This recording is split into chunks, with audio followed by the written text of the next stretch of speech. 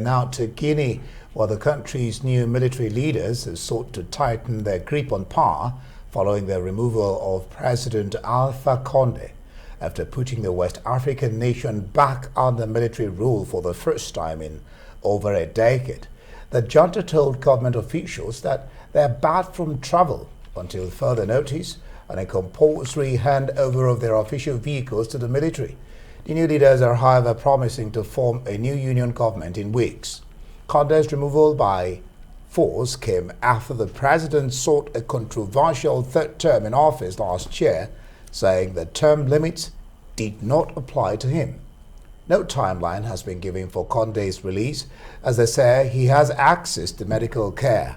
Governors in Guinea will be replaced by regional commanders, and the country's constitution and National Assembly has been dissolved.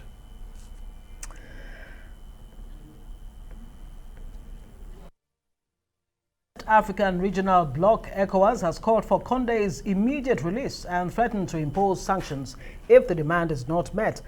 In the last few hours, the new rulers have announced the reopening of the country's airports, allowing in commercial and humanitarian flights, but also issuing a warning to forces loyal to the ousted president. The CNRD announces the reopening of air borders and announces the resumption of commercial and humanitarian flights only. Therefore, all airlines can resume their activities subject to the administrative procedure in this matter. The CNRD orders the ex-presidential security personnel to join the Rapid Intervention Group of KM36 immediately. Otherwise, a search will be made throughout the national territory. Right, well, for more on this development, Collins Wecker, a global affairs expert, joins us now from Germany. Collins, glad to have you join us. Mali 2 times, Chad, now Guinea. What do you think is playing out in these Francophone nations, and is coup really the way out? Well, what is playing out? Thank you for having me, Indy and Ngozi.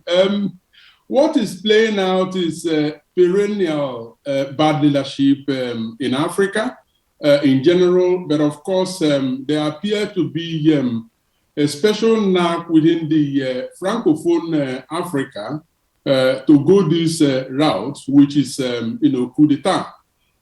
So it is despicable on the one hand, but on the other hand, you'll find that these things just don't happen, like that. Like you mentioned, the prelude to this coup d'etat, and indeed the unrest that besieged the country since a little before October 2020 was elongation in power of the president. And so that unleashed quite, very serious, very disturbing, political turbulence that then epicked to, the military seizure of power that we witnessed, on Sunday, just yesterday. Quote this: if the people are crushed by their elites, it is up to the army to give the people their freedom. That's Lieutenant Colonel Dumbaye quoting J.J. Rawlings, the former leader of Ghana. He says he wants to restore power, institutions, and the economy, and of course democracy. Can a military junta that's taken over from a democratically elected government, provide democracy? What do you make of this? And of course, the U.S., ECOWAS, they've all, said that the coup plotters should reverse. Otherwise, what sanctions do you think they can come up with?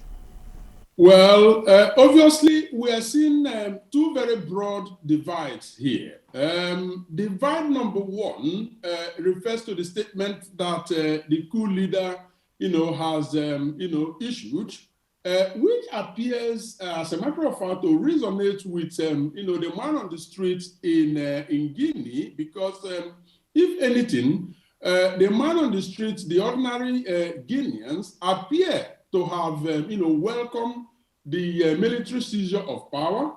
But then on the other hand, you have the other gap, which is the international community, which includes ECOWAS, the African Union, the United Nations, and of course, the major powers, United States, United Kingdom, and the rest of them, who have unreservedly condemned the coup d'etat. Now, the question is, could it be that the international community is losing touch in terms of not necessarily, taking what is happening to the common man into consideration, or are they obliged to be politically correct by doing what they are expected to do, which is condemn coup d'etat, because, it can no longer be tolerated in the 21st century. But at the end of the day, I think it boils down to what is good for the people. Now, in terms of the sanction, they do have, the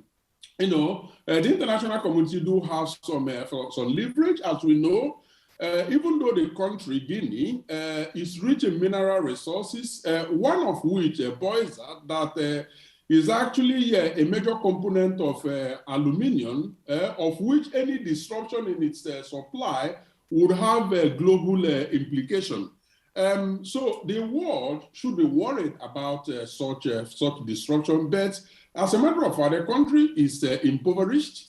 And so that means that international aid is very much needed, of which the economy runs the risk of total collapse should such aids be disrupted. So they have a leverage there. But at the same time, I think there is a delicate part for the international community to tread as a result of, the heightening of terrorism in the Sahel region, considering the strategic position of Guinea, but also disruption in international commodity market as a consequence of disruption in supply of or mining of bauxite.